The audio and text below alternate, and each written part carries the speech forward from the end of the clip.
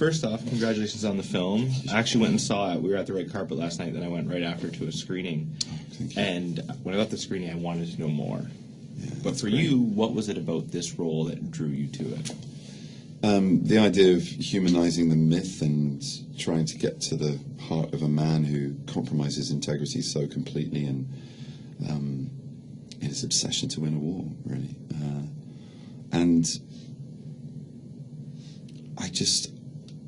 I don't know, you just get a funny feeling about some people, some scripts you read, some connection. That's the sort of stuff you can't really talk about because it's not really a word thing, just a feeling, an association or something, and it just felt right. And I find his story very, very painful and very honest and lacking in vanity on many fronts, which appealed.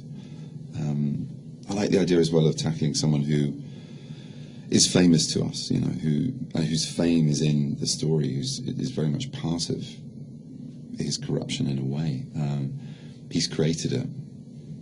He has an idea, he researches and develops it, and is credited as the forerunner of research and development with Menlo Park and his other laboratories, and then he manufactures, and then he brands. You know, he's the one-man band. He's the kind of,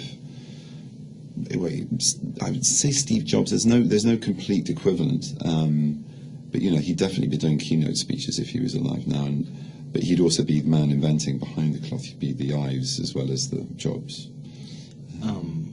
One thing that I really took away from this was the dynamic you were able to create with such small screen time with Michael. It was like it was coming to a head as it built.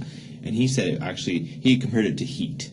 Yeah, he stole that from me. That's what I... listen, we both think about it, Alfonso. You can't help but think about it because you want to see those characters together. And our moments at the end, which obviously in the Michael Mann film it can't be, because you need to see those guys meet, because otherwise they'll just continually be protagonists, antagonists, and firing guns at each other.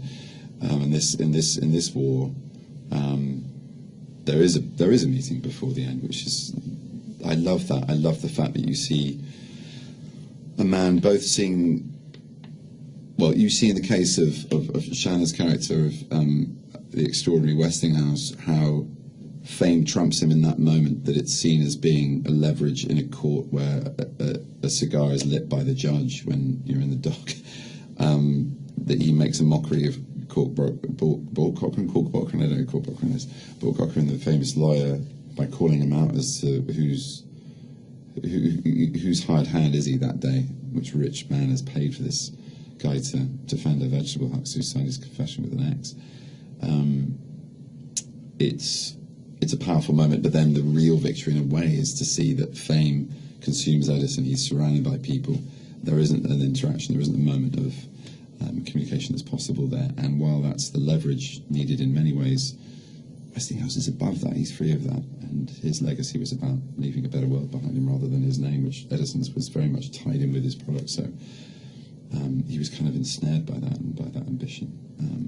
But so interesting, you know, very similar humble backgrounds, and a troubled man, a boy who was profoundly deaf, worked on the railroads from the age of 12 onwards, and went through the telegraph system into, you know, selling stuff concession store wise into newspapers and then the telegraph, and then being a telegraph operator, very good one, perfecting that machine, and then everything he sort of went to, he didn't necessarily invent, but he progressed it. He took the thing apart and rebuilt it better, and just again and again and again doing that, and that was this thing of wanting to be part of that progress, that energy.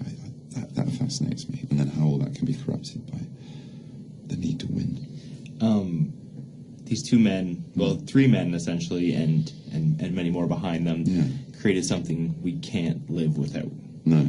Now, other than your cell phone, what can't you live without? Oh, you mean as in like as an invention? An invention. Drinkable water is an obvious one. Or maybe what's a guilty pleasure invention that you can't live without? That's a really good question. What's my guilty pleasure? Oh, not so guilty, but I own a Tesla. Very proud to say that, and that I love driving that car. It's a very, very happy experience.